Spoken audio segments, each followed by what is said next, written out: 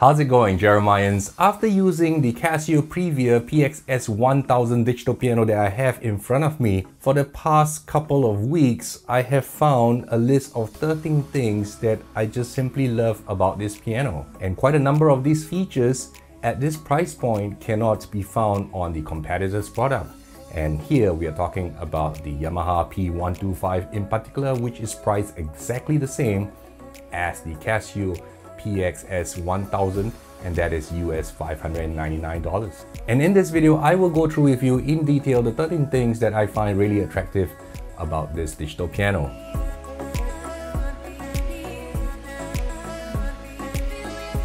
If you're new here, welcome. My name is Jeremy C, and in my channel, I make reviews, tips, and tutorials about digital pianos as well as arranger keyboards. If you like content like this, make sure you subscribe and smash that notification bell icon. Now, the very first thing that attracts me about this piano is that it is $599, and that is a very attractive price point considering that the competitor, which is the Yamaha P125, is priced at exactly the same but doesn't come with a couple of the features that is found on this digital piano. Let's be realistic. Of course, we all want an extremely cheap instrument with loads and loads of features and functions, but there is a practical cost to manufacturing an instrument, and there are marketing costs and distribution costs as well.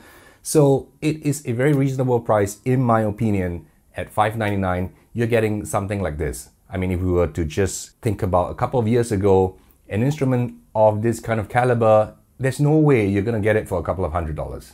The second thing about the Casio PX-S1000 that attracts me is the form factor as well as how it looks. So this piano is so slim that right now it is the most compact 88 key fully weighted digital piano that comes with speakers. It is only 23 centimeters deep. Can you imagine that? That is really short. In fact, it is so short that half of my X10 is actually just sticking out from behind here. You can't see it, but really it just takes up half the X10. And in addition to the super slim profile, we also have this very sophisticated and elegant looking glossy piano black color. And this is significantly more professional looking compared to the old school Previa, where there was a lot of fake wood laminates and it's just really cheesy looking, very plasticky looking. In fact, this material, if you were to stand back a bit and look at it, it feels like it's a full aluminum kind of construction, and this piano black just ups the upscale factor significantly. And even when the piano is off, because there are only two physical items on the fascia of the piano, which is the power button and the volume knob, even when it's turned off, it has a very clean look with no additional buttons on the surface. In addition, on the rear profile, Casio has decided to make their branding as well as the model name of this digital piano a very dark gray color. So if you don't really scrutinize it, you don't really notice that this is a Casio Previa. So this instrument takes a back seat and allow you, the musician, to take center stage. The third thing I love about this piano is the Karana Play for Piano app that is available for both Android and iOS. I am an Android user, and that is a big problem when I am playing on my Yamaha P125. You can watch my review of the P125 I've done a few months ago. So the Android app, the Smart Pianist Android app by Yamaha, does not work for P125 on the Android platform at all, which means that you are denied the pleasure of having a big screen tablet or a big screen phone to access all the features and functions without having to memorize all the individual key settings. In order to make this piano really compact, they have done away with a screen, and you have to memorize which key correlates to which function and features. With the app, all the guesswork is taken out of. You can select all the instruments for the different layers as well as for the splits. You can set the split point. You can also adjust the balance of the different instruments. Really, most of the features that is available on this piano can be accessed via the Karana app. After all, adding a massive big touchscreen is going to add a significant cost to the piano itself. So what a lot of the manufacturers have done these days, for example Yamaha and Casio in this instance, have decided that since you already have a phone that is a touchscreen or a tablet at home, a 10-inch tablet, you can use that and not add on to the cost of this digital piano. The fourth thing I love about this piano is that it has simulated ivory and ebony keys. And this gives it a very nice textured feel. It is not glossy at all and it doesn't slip, especially in a country like where I am in. In Singapore, it's extremely humid. You can see that I am in an air-conditioned room and I'm still sweating. So this sort of textured keys is really important when you're playing fast passages and you don't want to slip all over the keys. So the Yamaha P125 on the other hand still has a glossy white color keys, and the black keys are just matte and it isn't textured at all. So I am a lot more comfortable playing on this keyboard rather than the Yamaha P125. The other thing that's amazing at this price point is that we've got adjustable string resonance, damper resonance, key on and off sample noise. Not only can you turn it off, but you can also adjust how much of this is active when you're playing.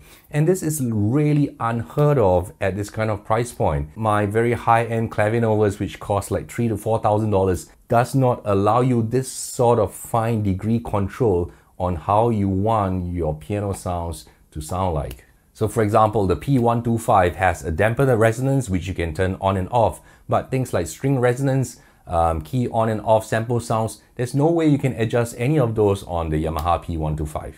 The sixth thing which is useful for me when I'm selecting sounds is that when I select a sound, it actually plays back a single tone octave voice, so I know exactly which sound I have selected. So if I select a jazz organ sound, it would just play a single note of that jazz organ. And that is so much more useful than the Yamaha P125 that just gives us a beep.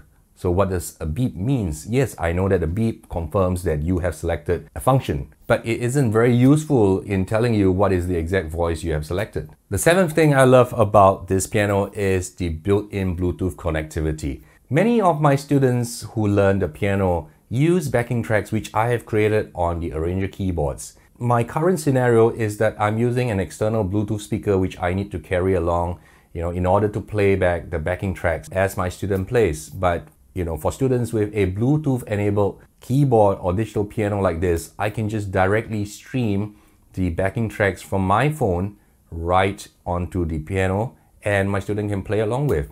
And it is also especially useful if you are taking the rock school exams or the Trinity Pop and Rock exams, because those syllabus require you to play along with a band backing track. So in the normal kind of scenario, a lot of students would just bring a little portable CD player, but we all know that the quality of the sounds from the portable CD player is really awful and there's no way to kind of control it from where you're sitting at the piano. So this Bluetooth speaker function is very useful for a lot of scenarios, and also for myself when I'm doing small gigs where I am just playing alone, having a backing track that I can control from my phone and without having a 3.5mm cable just dangling off the back is very useful. I can just trigger it off the Bluetooth speakers. When I found out that this piano had this feature, I was kind of like blown away, because this is something which I have been missing in many of the pianos. So the eighth feature on this piano that I really love is that for the 2 layers of sounds, you can actually specify that the sustain function is not applied to the second sound, which means that when I step on the damper pedal, when I step on the sustain pedal, sustain is only applied to the layer 1. And layer 2 is not sustained at all. This is very, very useful if, for example, I want to sustain a piano sound on layer 1, but the strings that I have layered on layer 2, I do not want that very noisy, muddy kind of sustain that is applied to it.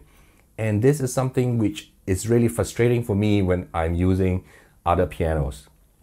The ninth thing about this piano at this price point, you have to take the price into consideration, because the updated AIR sound chip with the samples is just fantastic. I love the jazz piano sound, I love the 60s electric piano sounds, and the ability to adjust the amount of string resonance, the amount of damper resonance, and the harmonics on this piano, the high range, the low range, it just is very, very rich.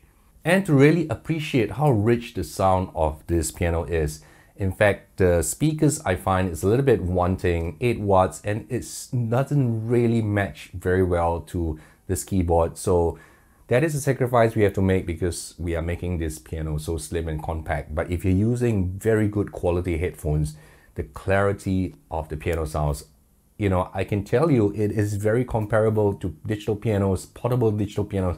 There's twice or even 3 times the price of this Casio PX-S1000. So the 10th thing about this piano that I also really like are the dual headphones jack. If I'm teaching in a class environment and my students are practicing, you know, their own little short phrases and pieces while I'm going around the class, they can practice without having a class full of different piano players playing their own thing. So all of them can be using their headphones to practice in between their little sessions, and as I move around to check their work, I can just plug in my own headphones and listen to the individual students playing and practicing and correct them as I move along the class. And quite a number of my students, they live in very small apartments and they may live in a rented room, so they may not have the luxury of playing their piano very loudly during piano lessons. So usually we would have 2 headphones and have the piano lessons, and that solves the problem of them having this constraint of living in a very populated and dense city like Singapore. The 11th feature that I love about this digital piano is that it takes batteries. And not only that, it takes very commonly found batteries. It doesn't force you to go find D-size batteries or 9-volt batteries or some strange size batteries. In fact, it just uses 6 AA batteries. And this is one up against the P125 because the P125 can only run on a power adapter wall plug. And very often, if I'm bringing this to the poolside or to a barbecue or even to a beach party where we're having a picnic, there is just simply no power point nearby. And this battery option allows me to be part of that entertainment during this sort of gatherings. The 12th thing I love about this piano are the 1/4-inch stereo output jacks. So this allows me to use even better monitor speakers if I'm back at home, or if I'm at a venue and they have external PA system, I can very easily hook up to that PA system without needing to go and find some special 3.5mm cable, and this is really, really useful. The last thing I find very interesting has not got to do with the piano itself. It has got to do with the customized bag that Casio has made available. So I really love the bag because the bag is customized for the compact fit of this piano.